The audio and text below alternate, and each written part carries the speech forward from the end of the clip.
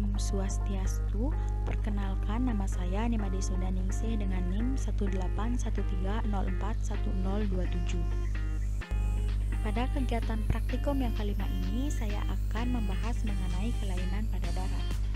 Adapun tujuan praktikum dari kegiatan 5 ini yaitu memahami terjadinya kelainan pada darah, faktor penyebab, dan juga cara penanggulangannya. Adapun landasan teori dalam praktikum ini yaitu darah berperan dalam homeostasis yang berfungsi sebagai medium untuk membawa berbagai bahan ke dan juga dari sel, menyelenggarakan perubahan pH, mengangkut kelebihan panas ke permukaan tubuh untuk dikeluarkan, berperan penting dalam sistem perubahan tubuh, dan memperkecil kehilangan darah apabila terjadi kerusakan pada pembuluh darah. Darah akan menunjukkan karakteristik yang berbeda-beda tergantung pada kondisi tubuh, sehingga darah dapat menjadi pendeteksi keadaan tubuh, terutama saat tubuh dalam keadaan sakit. Penurunan jumlah sel darah merah memacu sumsum tulang untuk meningkatkan pelepasan sel-sel darah merah abnormal yang berukuran kecil dan kurang hemoglobin. Kondisi yang paling umum untuk yang mempengaruhi sel darah merah adalah anemia. Dan beberapa jenis penyakit yang disebabkan adanya kelainan pada sel darah putih yaitu leukemia dan juga HIV. Dan salah satu jenis penyakit yang disebabkan oleh adanya kelainan pada keping darah adalah trombositopenia atau jumlah keping darah yang lebih rendah daripada seharusnya. Adapun alat dan bahan yang diperlukan untuk praktikum ini yaitu yang pertama adalah buku ajar anatomi dan juga fisiologi manusia dan juga sumber buku lainnya yang relevan. Yang kedua, informasi dari narasumber, dan yang ketiga yaitu bacaan dari majalah, surat kabar, atau internet. Untuk prosedur kerjanya yaitu jawablah pertanyaan berdasarkan informasi yang didapatkan pada buku ajar, narasumber, dan bacaan dari majalah, dan juga surat kabar maupun internet. Selanjutnya yaitu saya akan menjawab pertanyaan dari praktikum ini. Pertanyaan yang pertama yaitu, apakah yang dimaksud dengan anemia?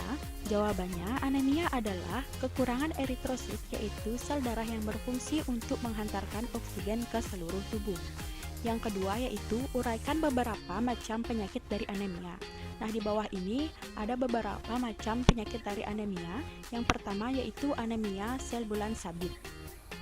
Penyakit anemia yang kedua yaitu stereocytosis-diter.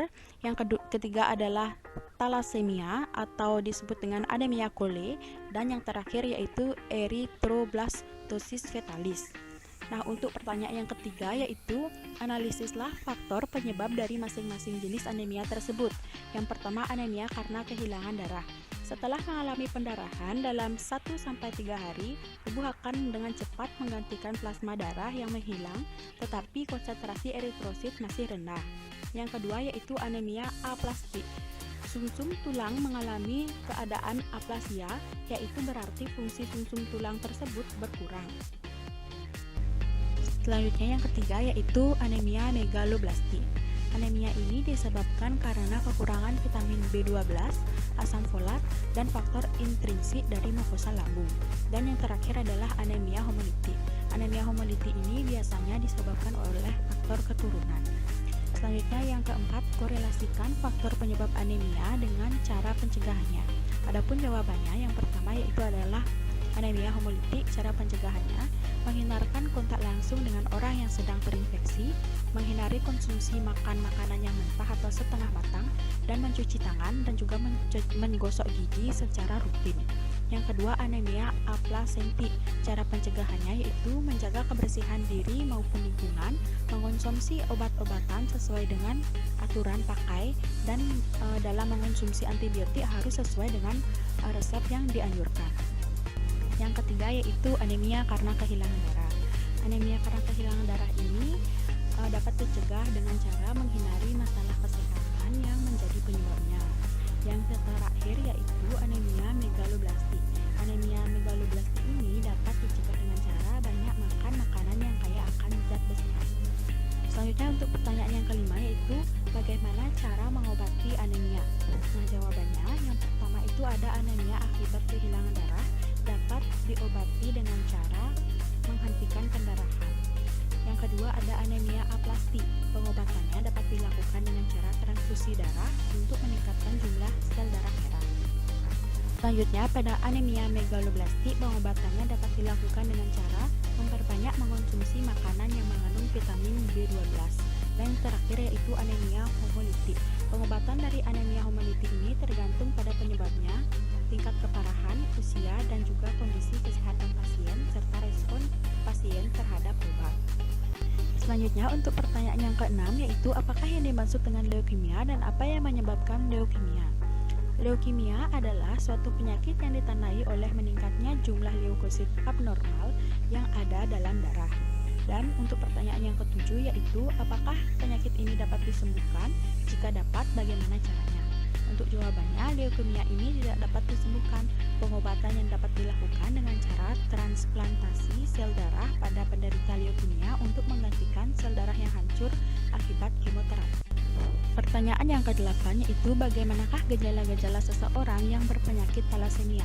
Untuk jawabannya yaitu adapun gejala-gejala seorang yang mengalami talasemia yaitu yang pertama memiliki penyakit anemia, yang kedua bermasalah pada pertumbuhan dan juga perkembangan, yang ketiga pubertasnya terlambat, yang keempat perutnya akan membesar, yang kelima yaitu kulitnya berwarna kuning, yang keenam tingginya kadar zat besi, dan yang terakhir yaitu urin berwarna gelap.